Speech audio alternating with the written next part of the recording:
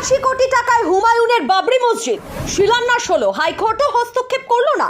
শিলান্যাস মঞ্চে তৃণমূল থেকে সাসপেন্ড হওয়া হুমায়ুনের আলাদাই রূপ, বাবরি মসজিদ হবেই হবেই হবেই। চ্যালেঞ্জটা কি মমতা সরকারকে? কিন্তু একফালি জায়গায় ভিত্তিপ্রস্তর স্থাপন হলেও মসজিদ হবে কিভাবে?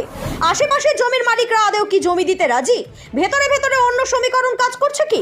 মঞ্চ থেকে মমতার অহংকার চূর্ণ করার প্রতিজ্ঞা করলেন হুমায়ুন।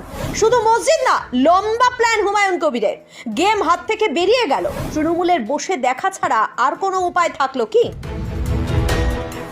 মমতাকে মুখ্যমন্ত্রী করে কি পেয়েছে সংখ্যালঘুরা? আমাদের নয়, বাবরি মসজিদের শিলান্যাস মঞ্চ থেকে এদিনের এই প্রশ্নটাই ছিল হুমায়ুন কবিরের।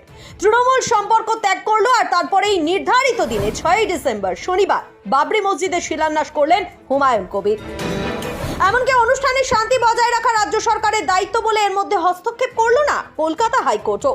ভোর থেকেই এদিনের ছবিটা ছিল আলাদা। প্রথমে লোক জড়ো হওয়া শুধু মুর্শিদাবাদ নয়, উত্তর 24 পরগনা, দক্ষিণ 24 পরগনা সহ বিভিন্ন জেলার মানুষ পৌঁছে গিয়েছিলেন মুর্শিদাবাদের বেলডাঙ্গায়।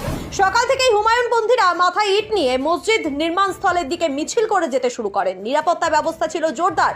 মোতায়েন করা হয়েছিল কেন্দ্রীয় সশস্ত্র বাহিনী, র্যাপিড অ্যাকশন ফোর্স, বিএসএফ সহ 3000-এরও বেশি নিরাপত্তা কর্মী। মসজিদের শিলান্যাসের ব্যানারের নিচে আয়োজক হিসেবে হুমায়ুনের নাম জলজল করছে। একেবারে এলাহি আয়োজন, তার মধ্যেই শিলান্যাস অনুষ্ঠান। আর সেখানে দাঁড়িয়েই ভাষণে মমতাকে টার্গেট হুমায়ুন কবিরের। বললেন, আমি কোনো অসাংবিধানিক কাজ করছি না। ধর্মস্থান তৈরির অধিকার একটি সংবিধান বর্ণিত অধিকার। বাবরি মসজিদ হবেই হবেই হবেই। সাথে ছুঁড়ে দিলেন চ্যালেঞ্জ। বললেন, মুখ্যমন্ত্রী যা করবেন সেটাই ঠিক, বাকিরা যা বলবে সেটা ভুল। মমতা বন্দ্যোপাধ্যায়ের এত অহংকার। মমতাকে মুখ্যমন্ত্রী করে কি পেয়েছে সংখ্যালঘুরা? বাংলায় 37% সংখ্যালঘু আছে। তাদের সিংহভাগের ভোট পেয়ে মুখ্যমন্ত্রী হয়েছেন মমতা। খুব অহংকার হয়েছে। চূর্ণ করব আমি ওকে প্রাক্তন করবই। বেলডাঙ্গা 1 নম্বর ব্লকের ছেতিয়ানিতে 25 বিঘা জমির ওপর তৈরি হওয়ার কথা বাবরি মসজিদ।